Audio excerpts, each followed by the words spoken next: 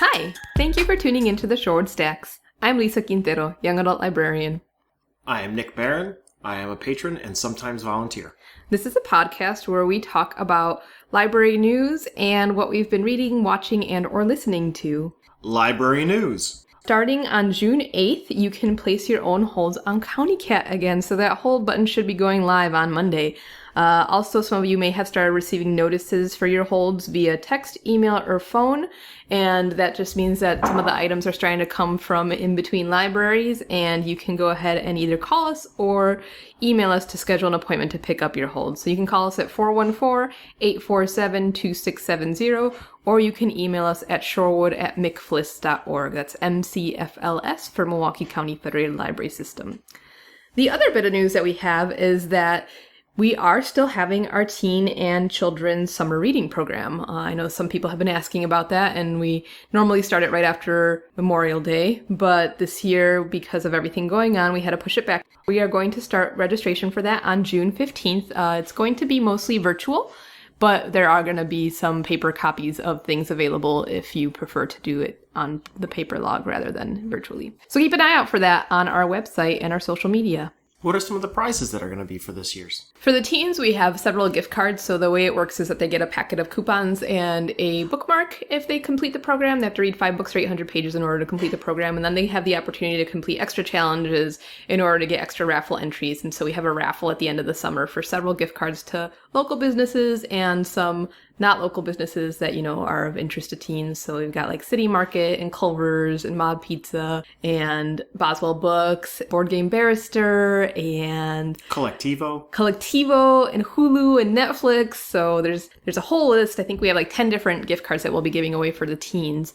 And then for the children, they'll be getting a book and some coupons if they complete the summer reading challenge. And I believe Miss Heidi is going to be doing a raffle as well, but I'm not positive on that. So people should check out the website. From the stacks.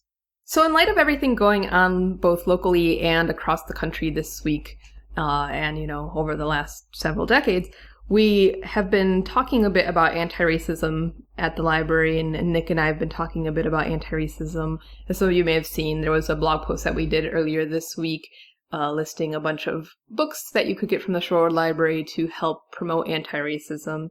And so today, Nick and I are going to be talking to you a little bit about how we came to understand anti-racism in our country and how we came to where we are at personally through resources that we've gotten either through the library or on our own, but that are available at the library. And so, let's start with you, Nick. What are some things that you feel have affected the way you look at the world? Because I think, we all have our own individual lenses, and our lenses are made up of our gender, our age, our race, our experiences, our family background, our sexual orientation, and so many different things, and these inform how we see the world.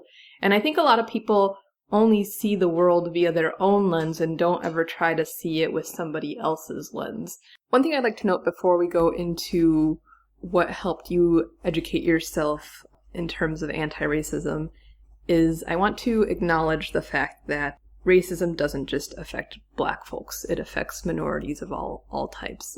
Asian folks, Latinx folks. It's something that several different groups deal with. However, everything going on right now is because of something that happened to George Floyd, who is a Black man. And so, when talking about these things, it's important not to center ourselves as Latinx people or Asian people or what have you. It's important to not make this a competition between different groups as to who experiences more racism or who has it worse. It is bad across the board, but it disproportionately is affecting Black folks. And it's something that we need to talk about and we need to learn about, and we need to educate ourselves and educate our family and our friends. So what helped you educate yourself? So many of my great awakenings came through music. I was a suburban, lower middle class white kid growing up in the suburbs of Buffalo, New York. Like many young kids in the late 80s, I was into thrash metal and punk. I dabbled in hip hop. Lots of punk bands had anti-racist songs, but only a few of them actually had Black folks in them. Usually, if they did, they were from New York, LA, or San Francisco. That crossover, though, led me to a band called Public Enemy. The album It Takes a Nation of Millions to Hold Us Back, and the album Fear of a Black Planet. showed me a world through a very different set of eyes. Unfortunately, it took me years for some of it to sink in.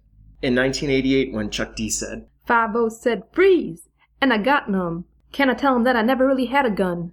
So I always loved that line, but it took 20 years for the weight of it to sink in. So there's a lot of great insights on those records. They're not perfect by any means, because none of us are. But, a single song, or a book they aren't going to magically transform you. You have to continue to reflect, put yourself in another person's shoes. Yeah, critical thinking is definitely important. I know we've talked before a bit about this, and you say that being with me has kind of helped you understand things a little bit better. Oh yeah, for sure.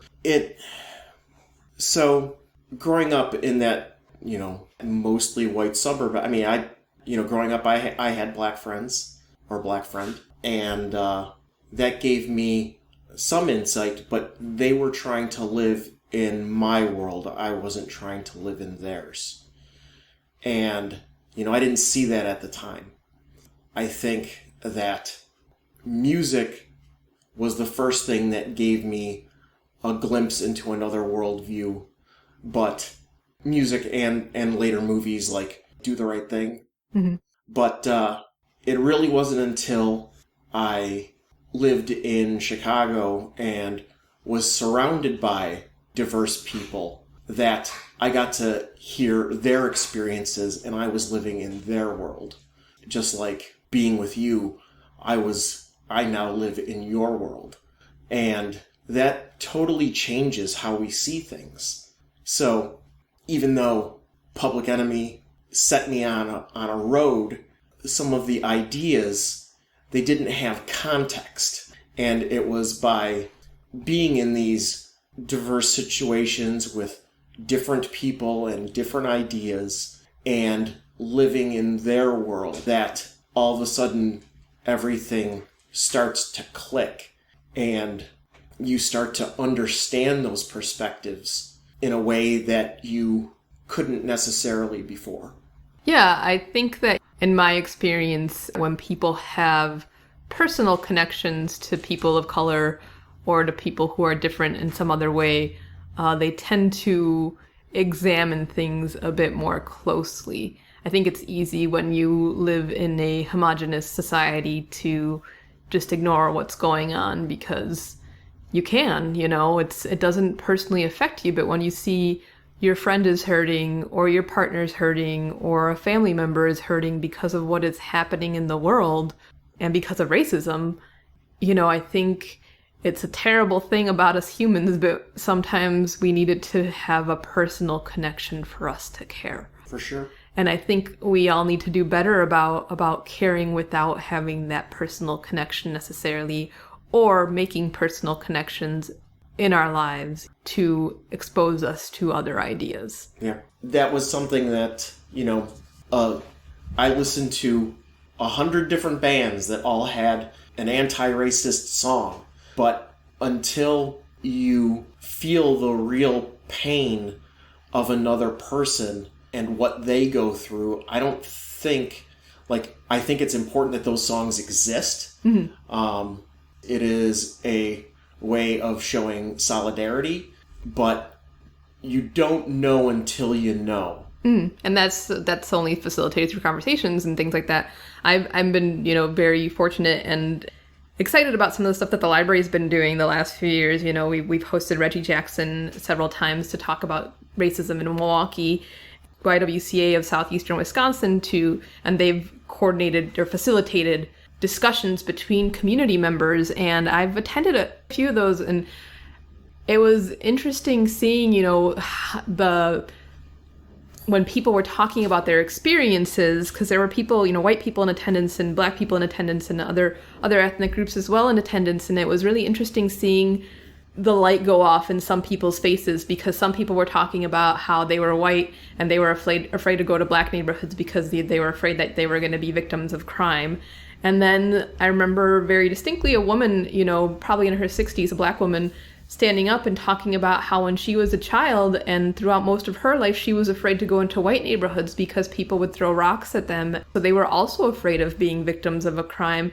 And I think hearing that made some people realize, they see us the way we see them. And neither of us is this horrible being that is trying to make their lives miserable. And I think it's important for people to talk to each other in order to learn these things. It's also important for people to think critically, because when I think about my own awakenings, I think about how in high school I was very interested in history, and I remember being taught there was a right way to protest and fight for civil rights, and there was a wrong way. It's in high school, the narrative that I was taught was that Martin Luther King did it the right way, and peaceful protesting was the right way to go, and that, people like Malcolm X and the Black Panthers were wrong and everything that they did was terrible. And I grew up with these ideas that this was reality. And then, I went on to college to major in history and started reading more texts and got more in depth into reading Martin Luther King's letters from Birmingham jail and reading his biography. And then I also read Malcolm X's autobiography co-written with Alex Healy. And it opened up this whole new set of ideas, because it's we're taught history and we're taught things from the point of view of the people in power. And so when you're taught these things, one thing that I learned as a history student was that there's no such thing as a historian who is 100% accurate, because we don't have all of the information before us. And as individuals, like I said earlier, we each carry our own lens, we each carry our own biases, we each carry our own hang-ups about people who are different than us. And so the narrative that we're taught isn't necessarily the truth, or the narrative that other people are taught. When I looked into the Black Panthers and I looked into Malcolm X, I was taught that these things were terrible and these people were terrible. And it's the things that the Black Panther did for the Black community were amazing. And, and Malcolm X had some very good ideas, but the people who wrote the history books focused on how he supposedly wanted to kill all white people, when that wasn't what his intent was at all, but that is what people think of him. And I think that by not thinking critically and by not looking further into things, we do ourselves a disservice and we do society a disservice. Absolutely. I was also taught that there was a right way to be, not just to protest, or to fight for civil rights. I was taught that there was a right way to be Black and a wrong way to be Black as well. I think about all the TV shows that I watched growing up. I watched a lot of TV as a kid, and a lot of stuff that I watched was in syndication from the 70s. So I remember watching, the Cosbys and the Fresh Prince of Bel-Air and 227, and all these shows were about middle-class Black Americans who were supposed to be the right way to be Black. The only show that there were a couple shows that I can remember that did not show that side of Black America, and those were Good Times, which was about a family who lived in the Cabrini Green projects in Chicago, and the show Sanford and Son. And in Sanford and Son, it was more about the dad's bigotry towards white people and the son's pacifist kind of life, and they were not necessarily supposed to be people that you look up to. They were very different in the pop culture of the time. I think I think that the Cosbys and the Bankses and those families were what not only Black America was taught to aspire to, but what white America was taught, this is the Black people that we find are acceptable.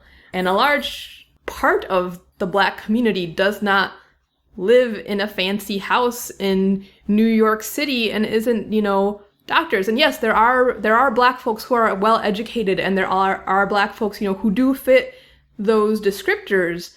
But the thing is, we're taught that, the lives of the Cosbys and the Bankses somehow have more value than the lives of the people who live in the projects. And that's not true. Just because you have a college degree does not make you more important or greater than somebody who does not. Just because you have a professional white-collar job does not make you better or greater than the people who ring up your groceries at the grocery store. I mean, there's these ideas that we're taught that really get into your subconscious, and you develop these prejudices and these ideas about what should be and what shouldn't be. And the thing is that your socioeconomic class and your education level and all that stuff should not make a difference whatsoever in whether you have a right to live a happy, dignified life. For sure.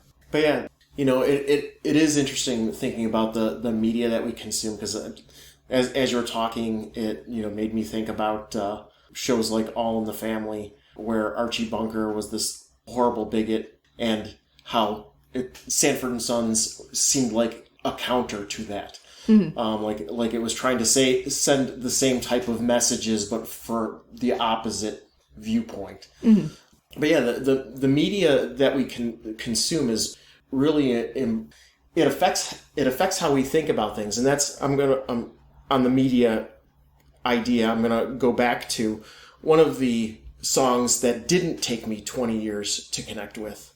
It was a song on Fear of a Black Planet called "Burn Hollywood Burn," and it was a song about representation, and essentially Chuck D and Ice-T did a guest appearance, and somebody else did a guest appearance on that song. And, they talked about how, they weren't going to give Hollywood their money because Hollywood didn't make movies for black people. Mm-hmm. And Hollywood didn't make movies made by black people. And that was a song that immediately I was able to be like, yeah, when I think about it, this is absolutely true. Mm-hmm. And until I saw things through their viewpoint, it was something that never would have occurred to me. Mm. Yeah, no, that's why, I feel like it's very important to consume media that is not just made by people who look like you or think like you or have your lens or a similar lens to you. Besides the books that I mentioned before, some of the books that have had a huge impact on me in the last few years, because, it's like, I'm not perfect, nobody is. And I feel like I'm constantly learning and growing as a person. And I feel like there's so much to unpack and so much to learn. And so some of the books that have had a big impact on me were Evicted by Matthew Desmond, which is about the eviction crisis in America and focuses heavily on Milwaukee and evictions here in Milwaukee that disproportionately affect African Americans and black folks.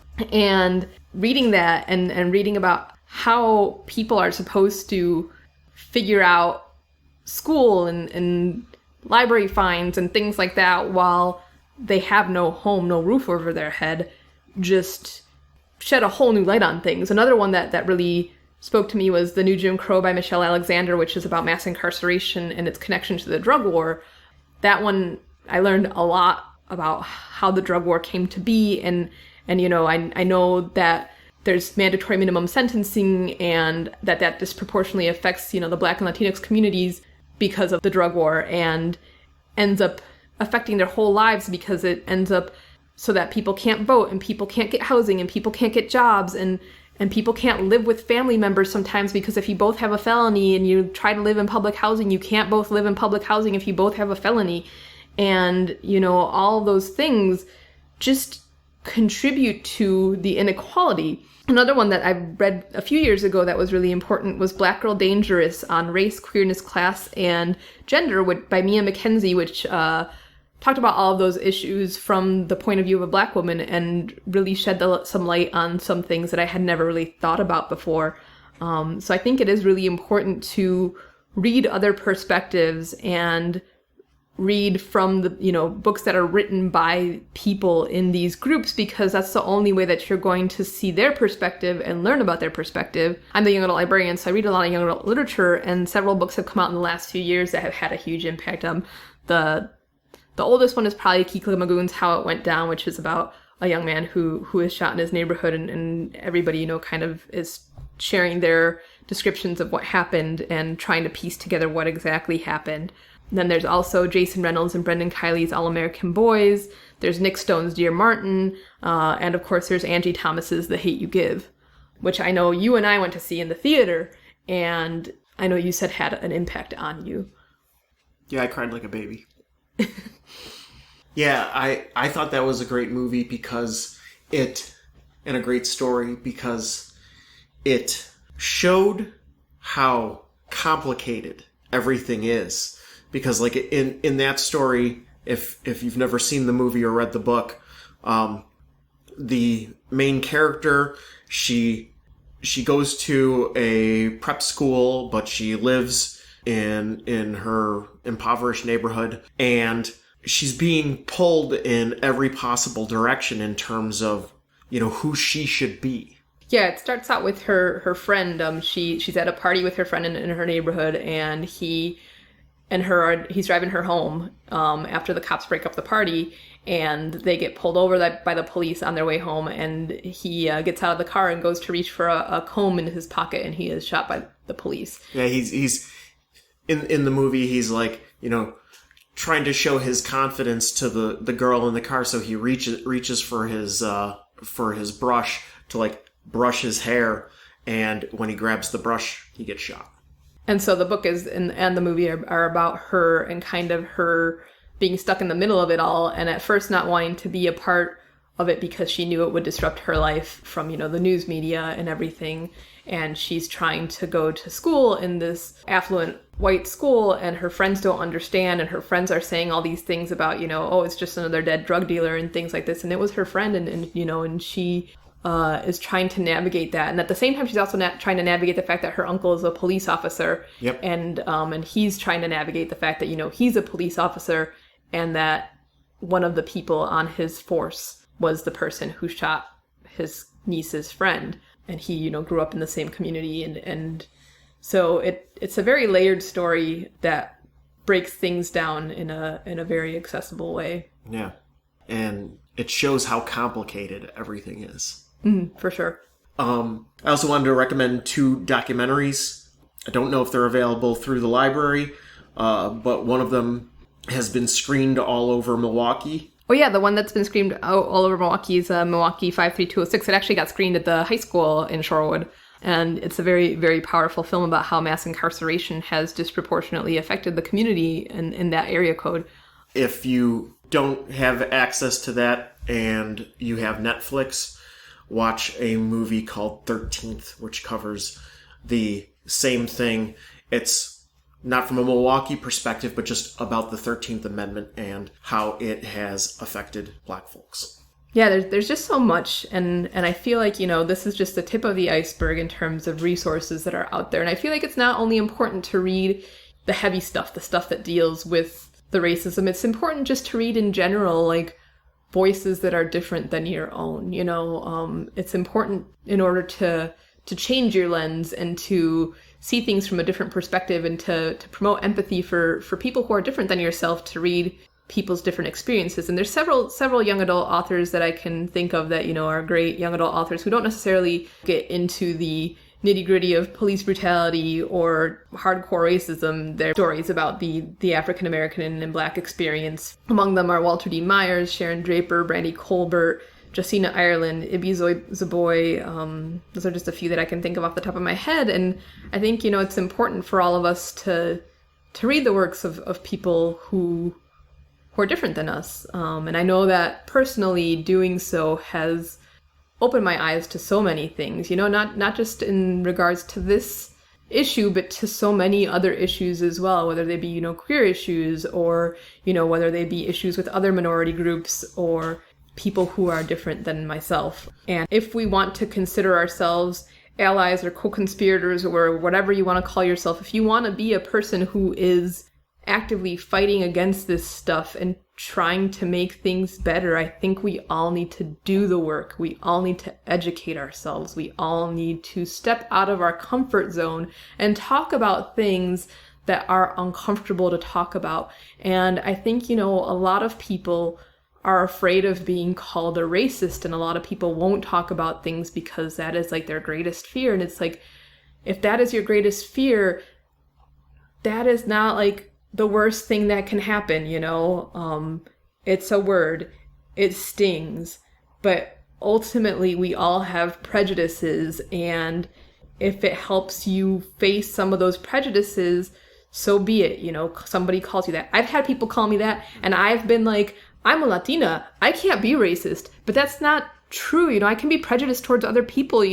Just because I am of a minority group doesn't mean that I can't hold some of these same broken ideas in my head, And it's important to acknowledge that, and it's important to, like I said before, think critically and to I feel like I sound like a broken record, but to just keep looking into things that are outside of your experience and outside of your comfort zone. Yeah, and it's important to understand that we're all a work in progress, and if we're not willing to reflect and to accept critique, and when somebody accuses you of saying something that is racist, you can get defensive, or you can use it as an opportunity to reflect and learn and grow and ask yourself, am I holding some sort of bias? Am I actually at fault? Am I assuming that I am infallible?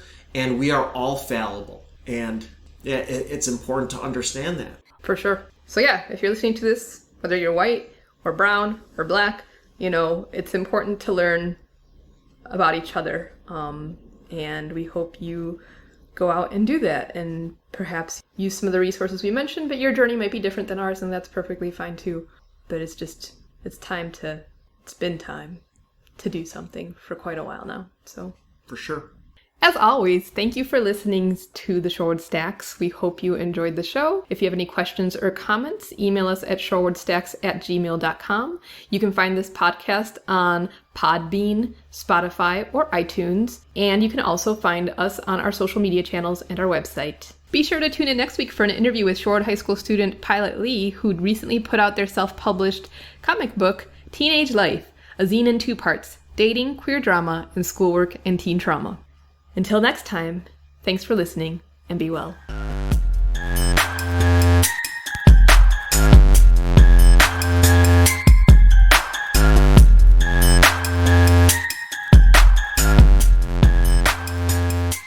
The Shorewood Stacks is produced by Lisa Quintero and Nick Barron for the Shorewood Public Library.